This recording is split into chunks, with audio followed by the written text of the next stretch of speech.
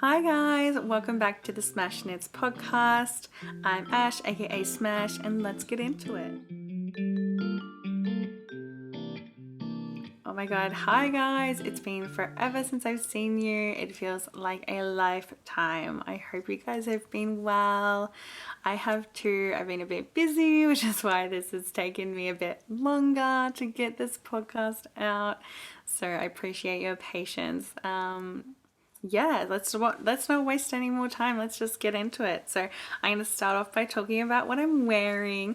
I can't believe you guys haven't seen this yet because I feel like I have worn it like every week since I made it. This is the, oh my god, the Friday Slipover by PetiteKnit.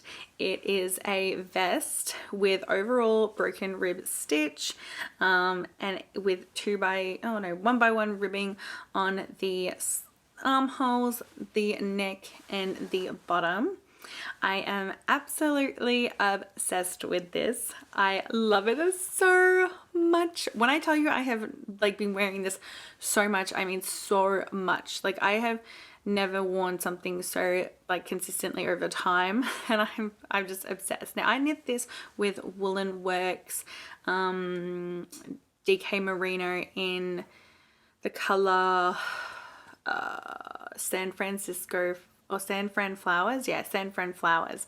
And I had about 900 meters, so 4 skeins approximately, and I've got about this much left. So actually pretty decent. I did make mine cropped and I did put a split hem in mine, but I would say I have a good maybe 80 meters left approximately, maybe 100, I don't know, a bit.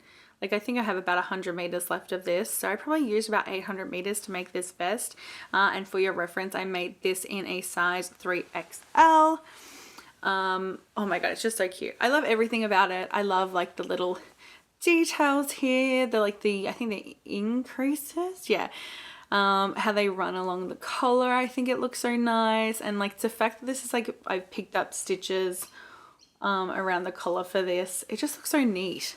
As well as here, picking up stitches along here looks so good. Everything is just the detail, and the pattern is just beautifully written. I found it really easy. I found it super engaging because there was a lot of things, a lot of techniques that I hadn't learned how to do. Oh my god, flip this back. But it wasn't I'm challenging where I felt I couldn't be bothered doing it. I really enjoyed, this is probably the first thing I've knit that I'm oh my god, I'm having fun. I'm having a good time. I would definitely love to knit another one of these, which I probably will, but if I do, I probably I don't know if I'll show it. Now, if you have been watching or following along with my channel, you would have seen my last video, and that's where I talk about size inclusivity in the knitting community.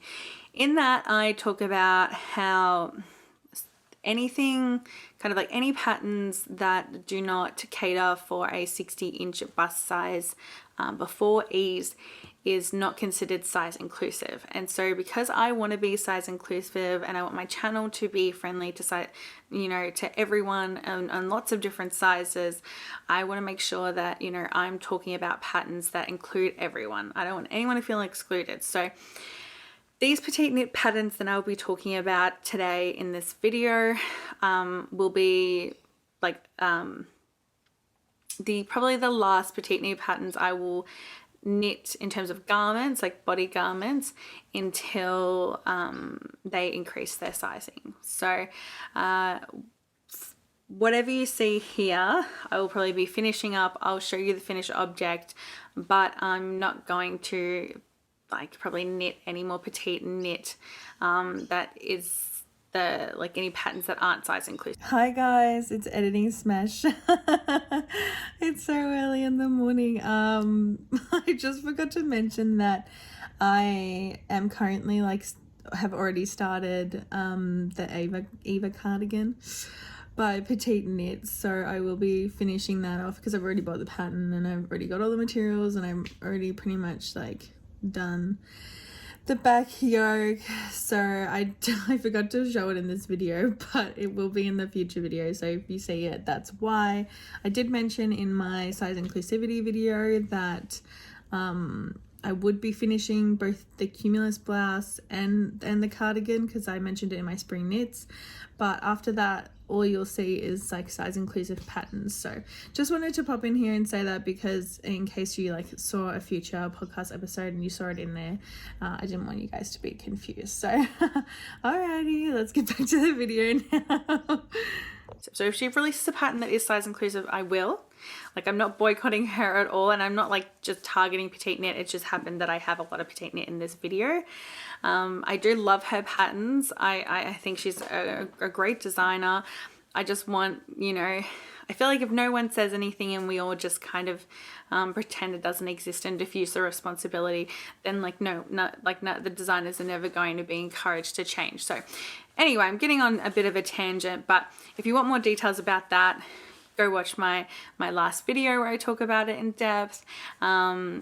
And I just want you guys to know that from now on, all you'll be seeing is yeah, size inclusive patterns in this. So I'm very excited for that, and I think it's good. You know, we got to promote, you know, these type of designers who are putting in that conscious effort. So yeah, I think it's, you know, there's no negative way to feel about it, really. So you know, I love this vest. It's so great. I will make another one because I own the pattern, but I just probably won't show it on here, you know. It does go up to, I think all of PetiteKnit patterns pretty much go up to a 58-inch bust size. So close, but still not size inclusive. So we've got to be mindful of that. The next thing I'm going to show you, I'm also very excited about, is my Cumulus blouse. Again, it's not a size inclusive pattern. Something that I started already before I kind of became aware of this. So I just want to disclose that. Now, I have done quite a lot. Like I hadn't cast on by the time that you had seen that the spring, what I'm going to knit in spring video, where, and it's been obviously quite a while. It's really like three, 4 weeks. Gosh, I don't know. Too long is how long it's been. So I've done a lot of progress. I've pretty much done the entire body, and I've done like half a sleeve. And if you didn't watch that video, I am knitting this in Knit Picks palette in Alfalfa and Amano yarns Uma.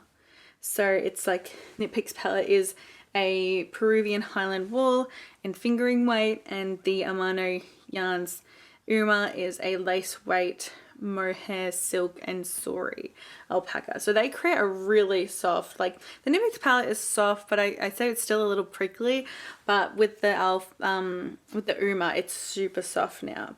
This is also my first time doing a V-neck, and I thought it was going to be kind of intimidating, but it's actually not too bad at all. It was pretty easy. And I kind of heard a few people talk about the plus sizes for this particular pattern where the V comes down really low, and it does come down really low, but I can't fully fault the pattern for that, because I did, let's see if I can hang this up. There you go. Ooh. Does that work? Yeah. I can't fully fault the pattern for that, because I did knit this up in a larger size. So not a large size, like a larger needle size. So I think the pattern recommends, what does it recommend? The 4.5mm needles. I'm knitting this with a 5. I wanted it to be a bit more airy, and I think I might have like been a bit liberal because this is very deep. I'm hoping that when I do the applied I-cord, or the I-cord edge, whatever you want to call it, that it does bring in the neckline a bit so it's not so low. If it doesn't, it's not the end of the world. I can just wear like a singlet underneath it, you know, just for modesty's sake. And that's fine. Like it's fine. I kind of anticipated that. Like, I haven't done any of the I-cord edging so far. I've still got, like, I haven't even cast off the bottom because I'm just waiting to do both of the sleeves and seeing how much the sleeves like lift up the body before I like finish off the length. I've got this much of the sleeve to go, just not like that much. And you decrease in the sleeve, so it's not like you like decreasing every 5 rows. I'm a little bit nervous about doing the I-cord edging just because I've never done it before. So I've done, like, when I did the Sophie shawl, you do the I-cord as you go, and I've never done the I-cord and like while finishing the edge, so I'm hoping that goes well. I don't know. I feel like it's one of those things where at the moment my brain is so fried from like work and from being so busy that like learning things new recently have just been kind of not appealing to me. I just haven't wanted to make anything new, like learn any new skills, which sounds really bad. And I'm sure like everyone's gonna be like, oh, it's gonna be so easy, you should just do it. But it's just like, I don't know, I'm just in that mindset. I'm like, oh, I just don't know. I just can't be bothered. I don't know. I feel like once I get to the end, I'll probably be like, oh, this is fun. Like, it's new. Like, but right now, I don't know. I feel like I've been in kind of a rut. Like, after I knit this, I feel like I've kind of like everything compared to this vest has been like not as good as this vest or not as fun. So I just like hasn't been as motivated to knit. I feel like this was too good. It spoiled me, and now I'm like, everything's not as good in comparison, but it's still very pretty.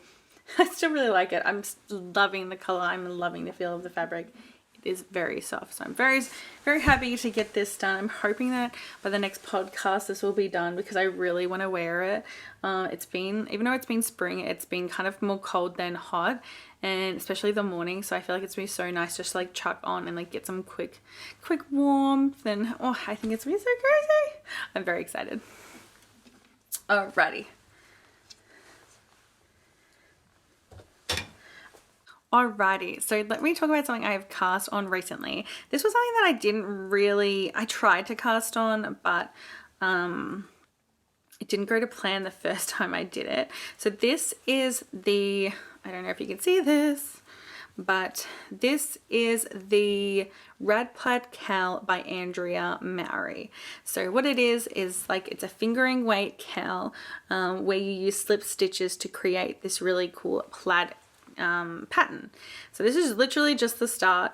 You knit it like a one big tube, and then you kind of like what's the word, like stitch it together, and it like twists and it looks really fluffy and really nice. What I'm using for this one are these three. I had talked about this in one of my previous podcasts, but the yarn, which is the Dreamtime Merino 4-ply, was a different color. This is like a kind of browny gray. It's come up more as gray, but yeah, you know, you can kind of see the browniness. I originally was going to make it with this color, which is more of a beige color, but the contrast between these two just wasn't great enough, and it just was not showing the plaid very well. Whereas that's why I pivoted to this gray, because I feel like it just like really does contrast a lot better. This one here is Woolen Works Neon Lights in the fingering sock, and then this is the Qing Fibre in Shrimp. This is like the Mohair. So it's so cute. I just think these are like, oh my god, it's just like such a cute combo. And then I think it really stands out. Like, oh, I think it does a really good job of standing out. I wonder if you can get a good idea. It looks really weird because one, it's short, and two, it's like not blocked out yet. I'm actually making this as a gift for a friend of mine. I'm not going to go into too much detail because I don't want, like, what if they find out that, what if they watch this and then they find out that it's for them? Lol, that would be funny. But I'm enjoying it. I feel like this is a project that isn't hard, but I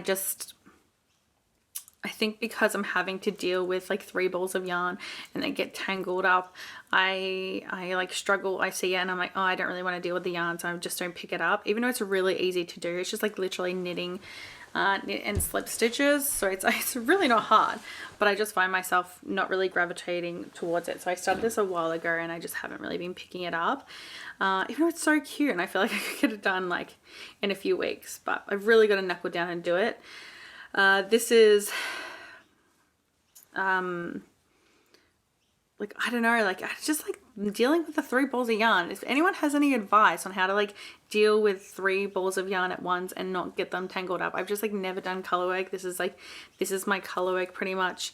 Other than that, I've done stripes, and even that, like, I'm not very good at it. So I don't know, what do people do so that like their yarn doesn't get all tangled up? It's really driving me all kinds of nuts, especially with this mohair, which just like tangles so easily. I'm just getting really frustrated with it.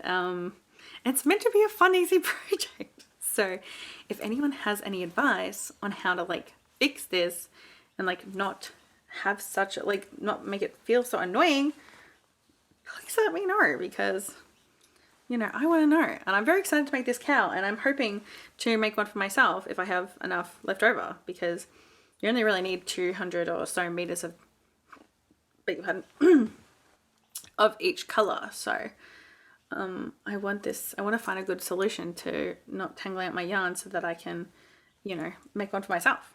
The next thing I want to talk about, is the item that I'm going to be frogging. Now, I have frogged projects before.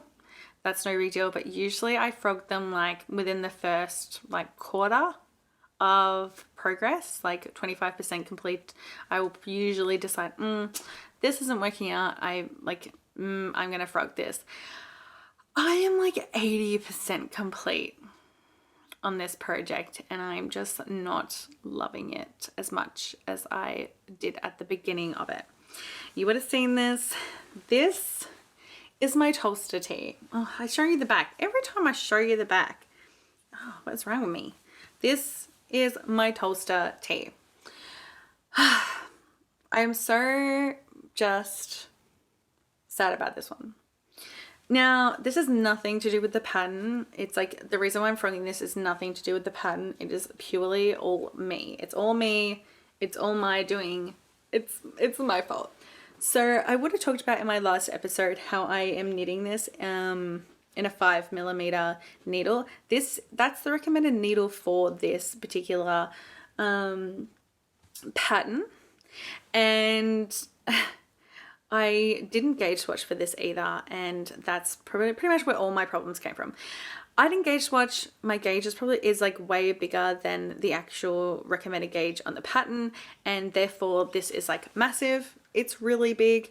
It's way more oversized than I wanted, and it's just a little bit too gapey. Like, the fabric is just kind of really see-through, and I don't know if you can really see that, but it's just very see-through, and it's not, and because it's see-through and because it's a bit gapey, the pattern like the stitch definition is just really messy, and I think that also has to do with the fact that it is cotton and it's less forgiving and less elastic than wool would normally be.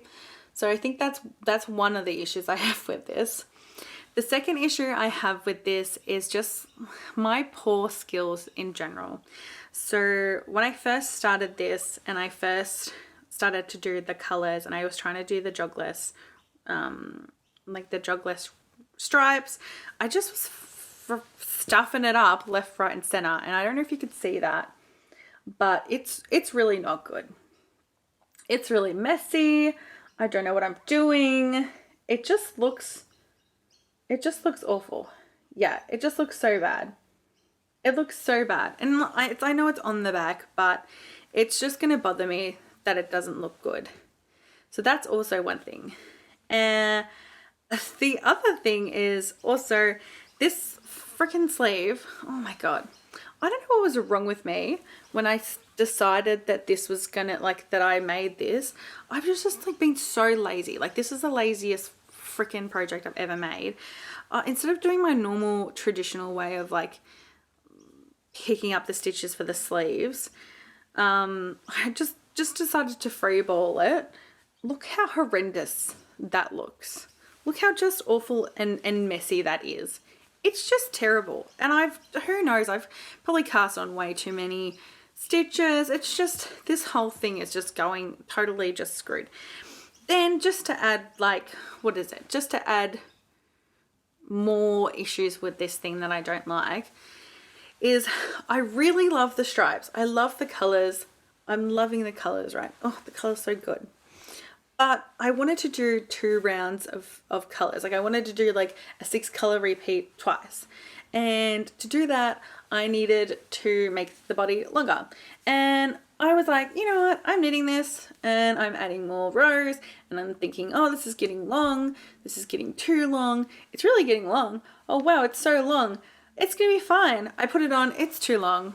I know the cotton stretches. So when I wash this and I block this and I wear this, it's going to be past my bum. It's going to be so damn long. So, but I just kept I was just in denial. I'm just like, no, it's going to be fine. It's going to be fine. You can tuck it into jeans, girl. You're tucking it into the jeans.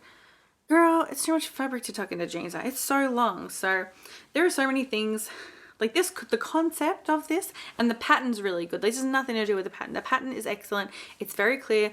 It's very helpful. This is the first time I've done German short rows and it made sense. So I love the pattern, which is the Tolsta tee by Creabea.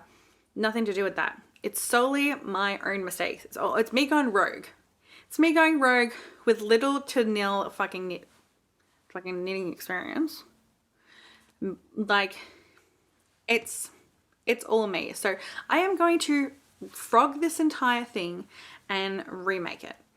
I'm going to go down a needle size to a 4.5.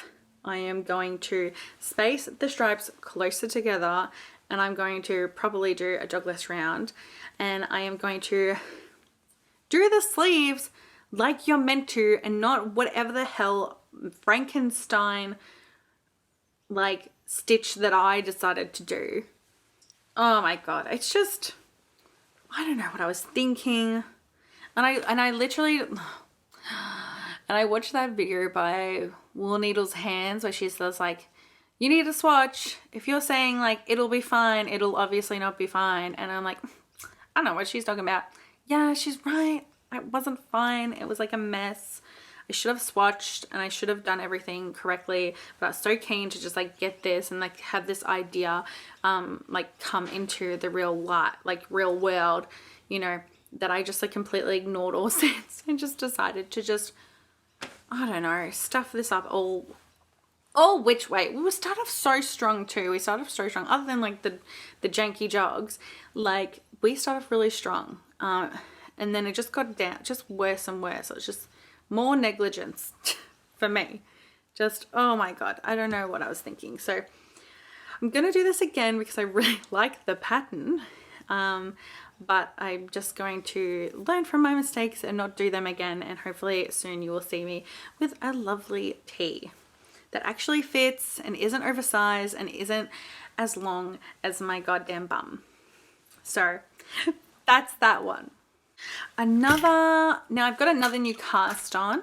This one was an unexpected cast on because I had like quite a few weeks ago at this point now, there was a wool and sheep show. I think it was like a wool and sheep show in Pakenham, which is in like rural, kind of like suburban, I guess it's suburban now, Victoria in Australia, if you hadn't noticed my accent.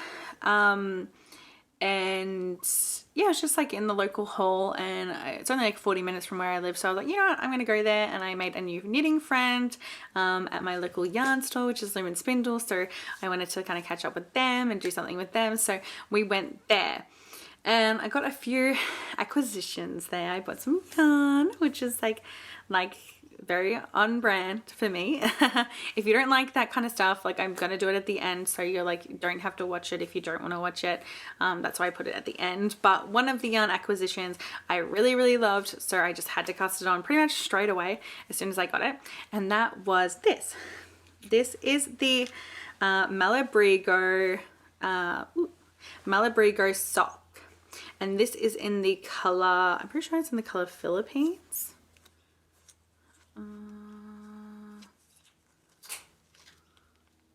Indonesia, sorry. Oh my gosh.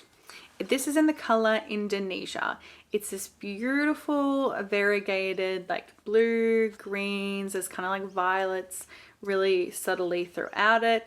I saw this and I just thought, oh my God, this is so gorgeous. I'm loving the colors. You know, I'm loving the blues and the greens for spring for some reason. And I just had to buy this. I feel like because I have a lot of pink socks, a lot of red socks, I don't really have any blue and green socks. So I was like, this is the time for me. And so I cast on a sock. This is just a vanilla sock. I already finished it and I'm on the second one. Look, I've got one sock and I'm doing like, I'm up to the heel on the second. Who is this? Who am I? Like, where is my second sock syndrome? Not here, girl. I've got nearly 2 socks. I got 1.5 socks. It's crazy. So this is what it turned out. I haven't blocked these, so you can see. This is just the vanilla sock by Crazy Sock Lady. This is my go-to sock pattern. It's really, really easy, and there's a tutorial to go along with it so that if you've never knit socks before, it's super easy to learn. I knit mine on a 9-inch circular at a 2.5mm, and I think I knit the size that has like the 64 stitches for cast on, and that's what I've always made. I'm in love. I'm so in love. And I'm also like, I just don't know, like socks are such an easy, like quick project. Like I went to Sydney twice this month and I've just like needed a project to take on the plane, and this is like, the socks have been really easy because they're so small and so compact, and I also don't have to worry about like the airport security taking away my needles because they're so tiny. So I have been loving this. I've been so in love, and I'm like, I can't believe I'm already like nearly got 2. It's my first Malabrigo yarn. I originally saw my friend Kim, she had bought the Malabrigo sock in this kind of like gray, like a deep gray tonal, and it looked really good. And ever since then I was like feeling how soft it is, and I was like, oh, I've got to get some for myself. Now this is just wool, there is no nylon on this, so I can't like vouch for the longevity of it, but everyone online seems to really like it, and I really enjoyed knitting with it. The stitch definition is really nice, it feels really nice. I'm obsessed. I love it. I'm so excited. I'm so excited to finish these. And if you're wondering where I got my stitch markers from, they are from Mavis Castle, Maine. She makes all these really gorgeous stitch markers. These are little skulls. She also has, I have ones that have like little cats on them, and then she has these ones that are like have little sheep. Oh my god, so cute. But yes, so that's my little sock, short and sweet and simple. I'll link everything down below. Alrighty. Oh yeah, and I forgot to say that the Tolsta tee is a size inclusive pattern, by the way. So if you have a 60-inch or like a bust, it's there for you, girly. Now, to get into the acquisitions. I don't have too many. I have a few, but I have one big one. So this is the one big one. Look at that. I can't believe it. Look how crazy that is. Look how big this big bunch of yarn is. It's literally bigger than my head.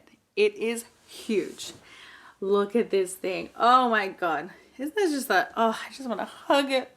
It's just so beautiful. Now this is by Northeast Yarns.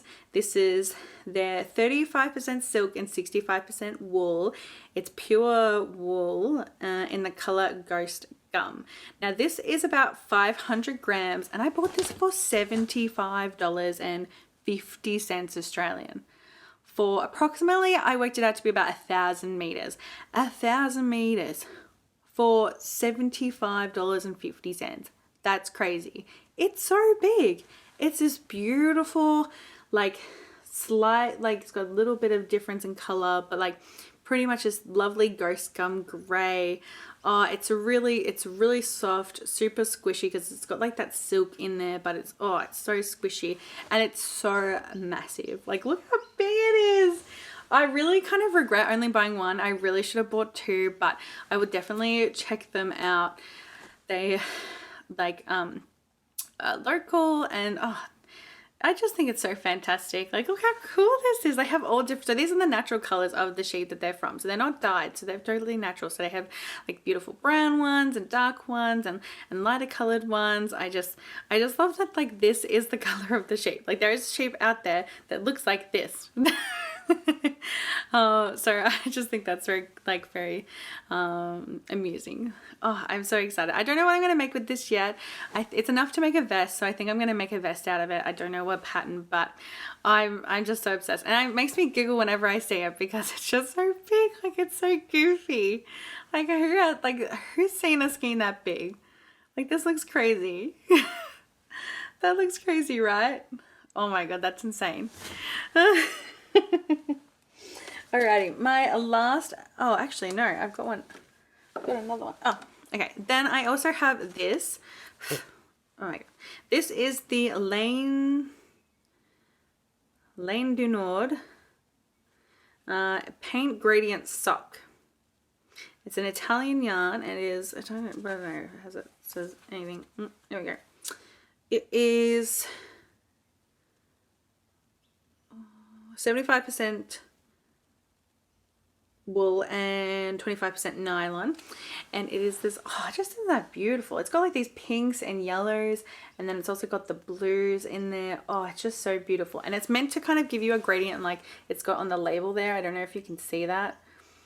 Oh, I just saw this, and again, like, I was just, oh, the little peachy bits and the yellow bits, I was just kind of like, this would be amazing socks. So yeah, I don't know, I'm a sucker for a nice easy vanilla sock where I don't have to actually work for it. I can just rely solely on the sock to do all of the color work. The idea of a color work sock does appeal to me, but then the color work, the actual like look of it, the finished product is like, oh, that's to die for. But the actual effort of doing the color work and dealing with different threads and having to weave in ends, just like, oh god, it's really not appealing to me. So this is so cute, and I'm pretty sure this was only like $20 something. I can't really remember exactly what it was, but it wasn't very much, so easy. Also, the last one is another sock yarn. You're like, girl, how many sock yarns can you get? I'd like to have sock yarns because I can make a beanie out of them, but also, like, I'm, you know, if I want to, I can gift them. But this one here is called the Luxury Sock by Heathermaid, and it's in the color Kaleidoscope. And when I saw this, I just thought, oh my god, how cool is that? It was $28, and I was like, yeah, it has every literal, it's like muted rainbow. I would describe it as like a beautiful kind of muted rainbow.